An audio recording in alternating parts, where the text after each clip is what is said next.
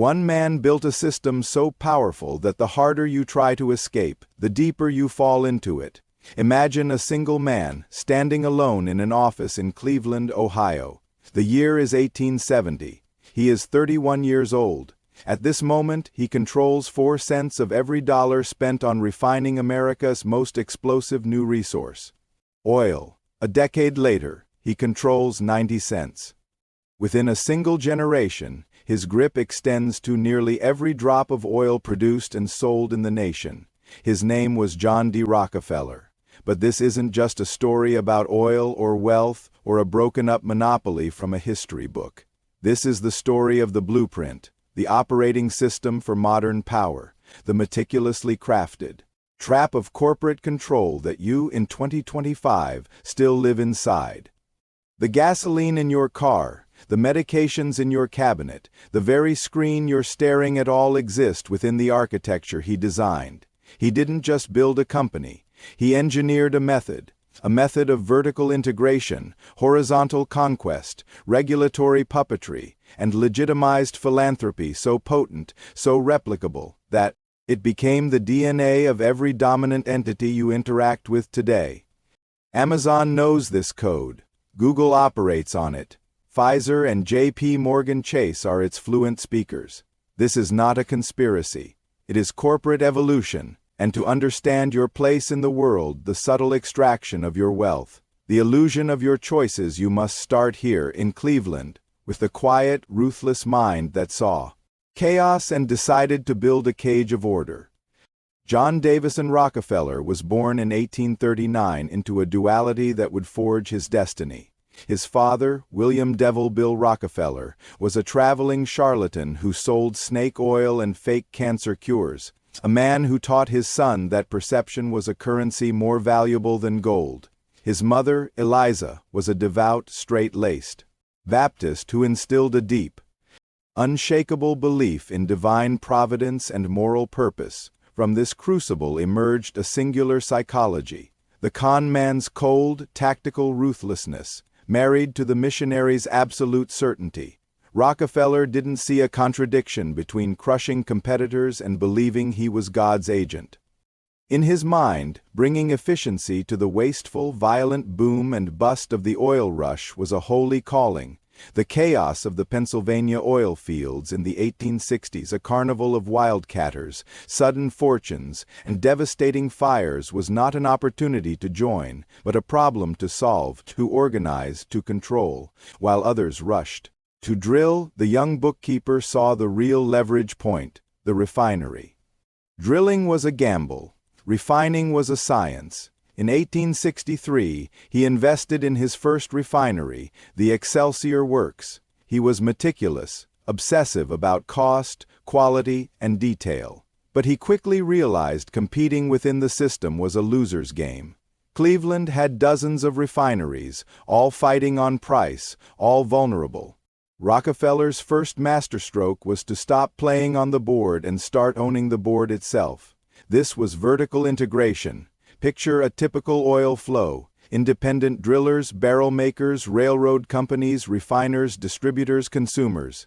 Each handoff was a point where another business took a profit, Rockefeller's. Revelation was to bring every single one of those hands into his own. He bought forests and built his own barrel factories, cutting the cost per barrel from 35 cents to 15. He secretly bought into the companies that made the tank cars that rode the railroads.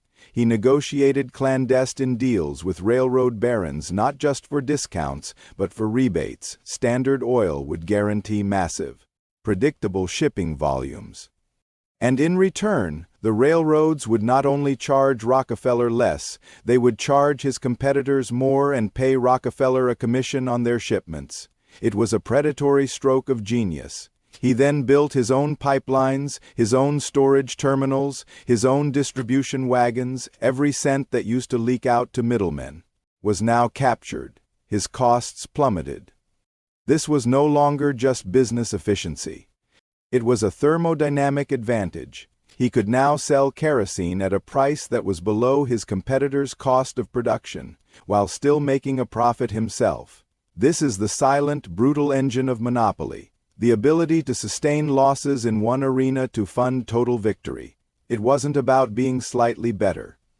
It was about making competition financially impossible. By 1870, with the formation of the Standard Oil Company of Ohio, he was the largest refiner in the world, yet he controlled only 4% of national capacity. For a mind like Rockefeller's, 4% was an insult, an unfinished equation, and so he initiated Phase 2, horizontal integration. If vertical control was about owning the supply chain, horizontal conquest was about erasing every other player on the map. In 1872, he executed what became known as the Cleveland Massacre. Over a few tense months, he approached every one of Cleveland's 26 refineries. The offer was simple, delivered with calm, Baptist certainty. Sell to me at a fair price, and you can. Stay on as a manager, refuse, and you will be erased. Those who refused quickly found themselves in a price war against a competitor who could sell below cost indefinitely. Rockefeller's kerosene flooded their markets. Their customers vanished. Banks, sensing the shift, called in their loans. One by one, they capitulated. Within 90 days, Rockefeller controlled 25 of the 26 refineries. His market share exploded from 4% to over 25% in a single city. The blueprint was now perfected, the friendly merger offer backed by the unspoken promise of financial annihilation. This was the birth of the system, but as Rockefeller's empire grew to control 90% of America's refining by the end of the 1870s, he faced two existential threats. One was legal. The public and political fury against this octopus was reaching a fever pitch. The other was spiritual. How could the most hated man in America be the agent of God's order? He needed a structural solution to the legal problem and a reputational solution to the social one. He found both, inventing corporate and philanthropic vehicles that would long outlive his oil tanks. And the solution he crafted in the shadows didn't just save his empire, it allowed the virus of his method to spread into the very bloodstream of the global economy, where it still circulates today. But what happens next will change everything. Because just when the government thought it had found a way to break his power, Rockefeller executed a legal and financial maneuver so brilliant, it didn't just preserve his wealth, it multiplied it beyond anyone's imagination and created the template for every breakup that followed. By the 1880s, John D. Rockefeller wasn't just a wealthy industrialist. He was the living embodiment of monopoly. Standard Oil's tentacles touched every state, its influence warping markets and legislatures. But this dominance bred two formidable enemies, a vengeful public and an awakening government. The system faced its first great test. Rockefeller's response wasn't to retreat, but to evolve. He engineered a corporate mutation so clever that, when the axe finally fell, it didn't kill the beast, it taught it how to multiply. The first problem was structural. Standard Oil of Ohio couldn't legally own property or companies in New York or Pennsylvania. The empire was a patchwork of legally separate entities, a clumsy federation. Rockefeller's lawyers, the unsung architects of modern capitalism, devised a breathtaking solution: the trust. In 1882, they created the Standard Oil Trust. Here is the alchemy. The shareholders of all the various Standard Oil companies across the country surrendered their stock certificates to a board of 9 trustees, led by Rockefeller. In return, they received trust certificates. This small piece of paper was a revolution.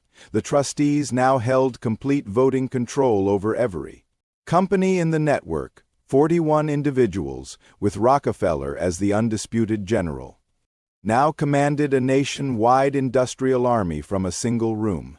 The trust was a ghost, it produced nothing, employed no one. It simply held control. This was the birth of the modern holding company structure, a legal hologram that would become the model for every conglomerate to come. The sugar trust, the steel trust, the tobacco trust, all were pale imitations of Rockefeller's original design, but the trust solved only the control problem. The hatred problem was growing louder. Muckraking journalists like Ida Tarbell, whose own father had been ruined by Standard Oil's tactics, published devastating. She detailed the South Improvement Company scheme, the secret railroad rebates that were the lifeblood of his predatory pricing. She painted Rockefeller not as a captain of industry, but as a cold, calculating spider at the center of a web. The public outcry was thunderous. He was caricatured as a greedy vampire, a robber baron draining the lifeblood of the nation. For a man convinced of his own divine mandate, this was a profound dissonance. Rockefeller's solution to this was his second masterstroke, strategic philanthropy. He didn't just give money away. He weaponized generosity. In 1913, he established the Rockefeller Foundation with an initial gift worth over $7 billion today. This was not mere charity. It was a sophisticated, multi-pronged instrument of legacy laundering, tax strategy, and soft power. On the surface, it funded monumental goods, eradicating hookworm in the American South, founding the Johns Hopkins School of Public Health, creating the University of Chicago. But look deeper. The foundation allowed Rockefeller to avoid massive estate taxes, keeping capital in family control.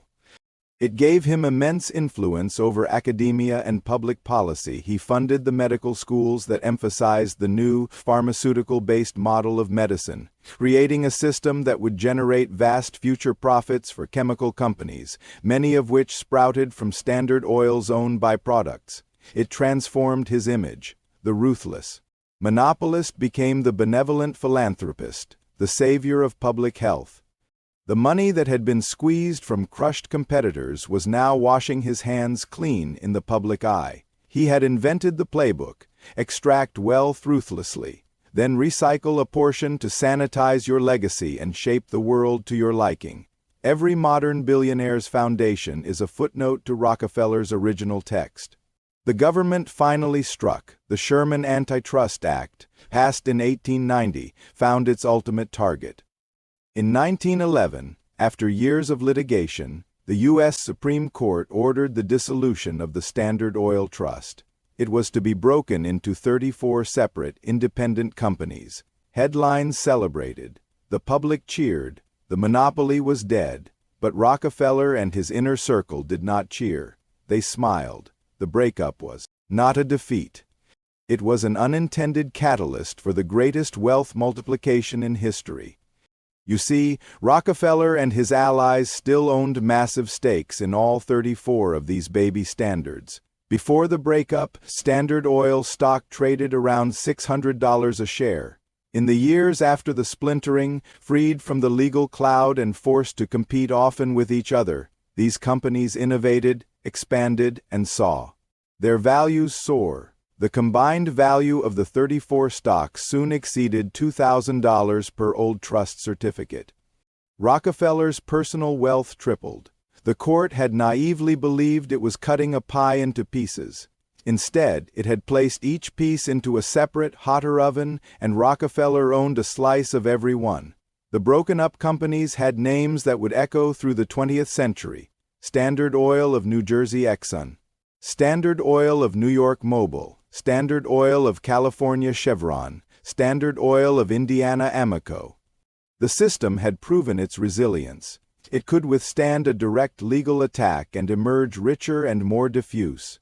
The method had learned to thrive on fragmentation. Over the following century, these fragments would slowly, inexorably, find their way back to each other. Exxon merged with Mobil, Chevron swallowed Gulf and others. BP acquired Amoco. The great octopus, supposedly slain in 1911, had simply learned to regenerate its limbs. The monopoly reformed in the shape of an oligopoly, a handful of gargantuan entities that dominate global oil to this day. Most people never hear the next part, and that's the real danger. Because understanding the trap is only step one. The critical question is, what do you do now? Is there a way out, or is the only choice to learn how to live and perhaps even thrive within the walls? So here we stand, at the sobering realization. The system is not a historical artifact. It is the active, breathing infrastructure of our lives. John D. Rockefeller's ghost doesn't haunt old oil fields. It lives in the algorithms that dictate what you see, the supply chains that deliver what you buy, and the policy papers that define what is possible. This is the ultimate achievement, building a system so effective, so self-replicating, that it becomes the environment. You cannot smash an environment. You can only understand its weather patterns, its resources, and its predators. So, faced with this pervasive architecture, what paths lie before you? There are three, each with its own costs and consequences. Path 1, conscious acceptance. This path involves a clear-eyed acknowledgement that the Rockefeller model vertical or horizontal integration, regulatory influence, scale is the logical end state of capital-seeking efficiency. Fighting it from this viewpoint is like fighting gravity. The conveniences are real. The price reductions from ruthless scale are real. This path says, use the system for what it's good for. Embrace the two-day shipping, the powerful search, the targeted medicines, but do so without illusions. Understand that every convenience is a thread that tightens the web. Your data is the price. Your narrowed choices are the price. The astronomical concentration of wealth and political power in the hands of a new generation of trustees is the price. This is a pragmatic, if somewhat cynical. You trade agency for ease, and you do so knowingly. Path 2, active resistance. This is the path of the conscientious objector. It is difficult, inconvenient, and often more expensive. It means deliberately choosing the harder way. Shopping at local businesses even when Amazon is cheaper and faster. Using alternative search engines like DuckDuckGo even if the results are slightly less polished. Banking with credit unions, advocating for aggressive, updated antitrust enforcement that looks beyond consumer prices, which the system keeps low and focuses on data control, market access, and competitive possibility. It means voting for politicians who speak of breaking up platforms, not just regulating them. This path rejects the premise that efficiency is the highest good, valuing instead decentralization, community resilience, and democratic accountability. It is a noble fight, but it is a grinding, daily siege against a system designed to make resistance feel futile. Path 3, strategic navigation. This is the most controversial path, and it mirrors what Rockefeller's own shareholders did after 1911. If you cannot beat the system, and you cannot fully escape it, you can learn to position yourself within its flow. Rockefeller didn't just extract value. He ensured he owned the means of extraction. The modern parallel is not to just be a consumer of Amazon, but to perhaps own a piece of Amazon through its stock. To recognize that if wealth is being systematically funneled upward into these replicated structures, one way to recapture some is to own a share of the funnel. This isn't mere investment advice. It's pattern recognition based on 150 years of evidence. It means educating yourself not just as a consumer, but as a potential owner of the infrastructural platforms. It means understanding that in an economy of giants, small businesses often thrive not by fighting the giants head-on, but by serving in their ecosystems, becoming a highly specialized third-party seller, a niche SaaS company on AWS, a contractor in the gig economy shaped by these platforms. This path requires a cold Rockefeller-like assessment of the terrain. Where are the flows of value? How can I position myself within them? None of these paths are pure. Each is a compromise. Acceptance risks complicity. Resistance risks exhaustion and marginalization. Navigation risks moral ambiguity. Perhaps the most empowered stance is a hybrid. Resist where you can, navigate where you must, and accept only with clear vision. This brings us to the final, chilling insight from Rockefeller's life. On his deathbed, he is reported to have said, "Competition is a sin." The world heard the greed of a monopolist, but in his theological, ordered mind, he meant something else. He saw the chaotic, duplicative, bankrupting frenzy of the oil rush as a sin against progress, against God's rational design. His monopoly was a redemption, a bringing of order. an elimination of waste. He believed he was saving capitalism from itself. Our modern titans echo this theology, albeit in secular terms. They speak of connecting the world, organizing the world's information, making commerce more frictionless. The language of benevolence masks the same relentless drive for consolidation. The sin of competition, in their view, is the sin of inefficiency. Your choice as a consumer, your shot at a competing idea, your market diversity, these are acceptable casualties in the holy war for scale and smoothness. You cannot escape this system, but by seeing it, by recognizing the Rockefeller blueprint in the apps, the bills, and the news, you reclaim a sliver of agency. You stop being an unaware participant and become an informed inhabitant. You see the cage, and in that seeing, you gain the first tool to, maybe, just maybe, begin to reshape its bars. Rockefeller built a world. We inherited it. The question now is not how to leave it, but how we will live within it, and what new seeds we might plant in its shadows for a different kind of future. The method is eternal because it works, but we are not merely its subjects, we are its next editors. The final chapter of this system isn't written in a boardroom. It's being written, choice by conscious choice, by you. If this journey through the hidden architecture of your world has changed your perspective, if you now see the old blueprints in the new skyline, then you've taken the most important step, the step from unconsciousness to awareness. For more deep dives into the hidden systems of power, money, and control that shape our lives, subscribe to Economic Tales, because understanding the story is the only way to change its ending. Rockefeller died in 1937. A centenarian philanthropist. But the true legacy was not the reassembled oil companies.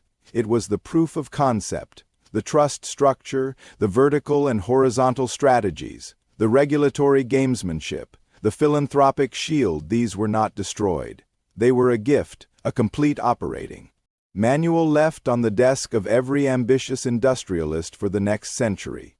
The system had survived its trial by fire.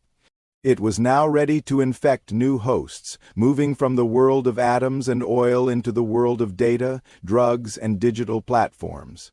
The blueprint was out, and the 20th century's titans were eager students. And this is where the video takes a shocking turn, because the most dangerous part of Rockefeller's system isn't its history, it's how perfectly it has been cloned.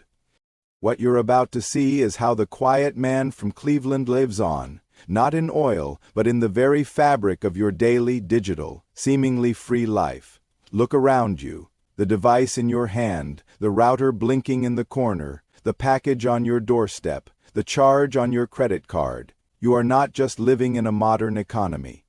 You are living inside a meticulously maintained ecosystem built on a 150-year-old blueprint. Rockefeller's method did not fade into history. It found new, more fertile soil in the Silicon Valleys, pharmaceutical labs, and financial cyberspace of the 21st century. You are not a customer. You are a component. Your attention, your data, your spending, and your very health are the raw materials processed by the evolved descendants of Standard Oil. Let's trace the DNA. Start with Amazon, the Standard Oil of stuff. Jeff Bezos didn't need to study Rockefeller. He simply rediscovered the same principles in the digital age, vertical integration. Amazon began as a bookseller.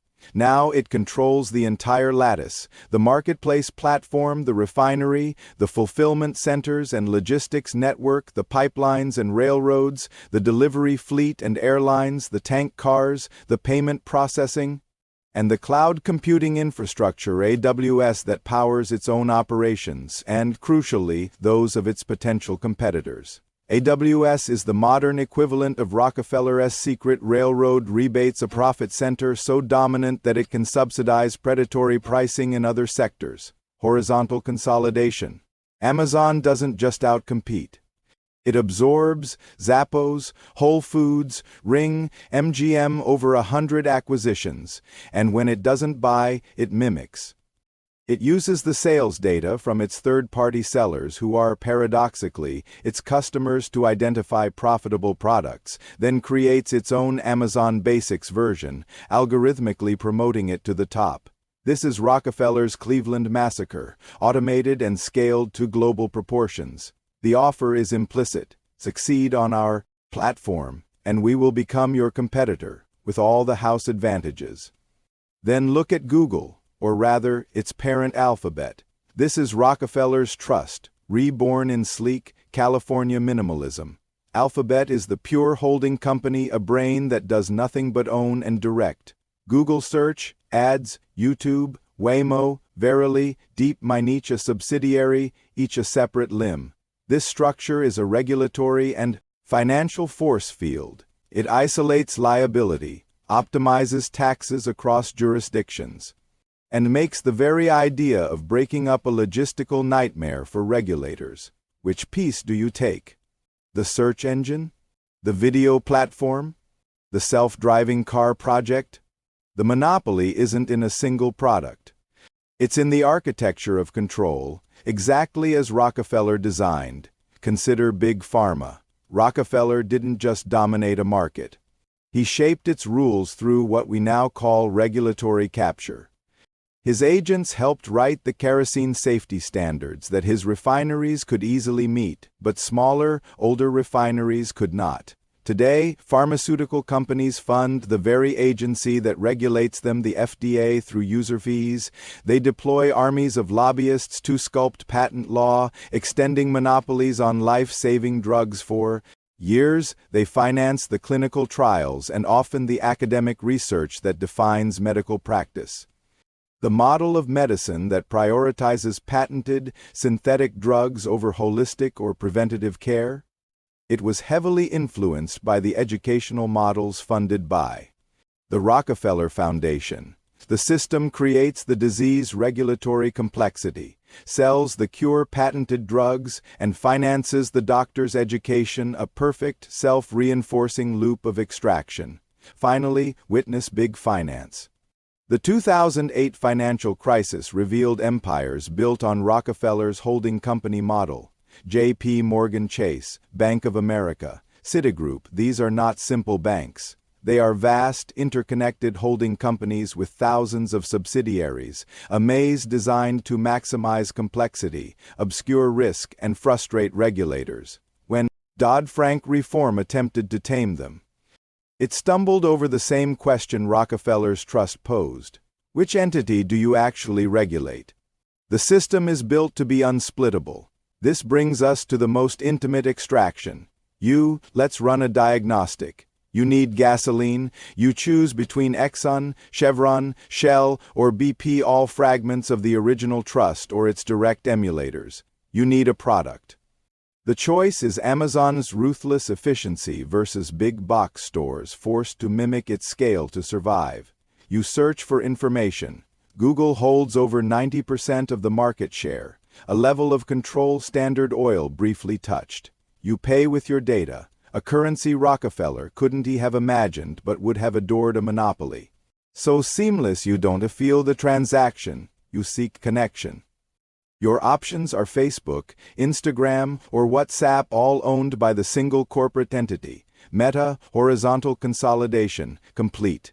The average person's financial life is a slow, steady transfer of wealth into these replicated systems. Thousands per year on tech platforms, pharmaceuticals, banking fees, and consumer goods, all flowing through channels designed by a 19th-century mind. The system delivers incredible value.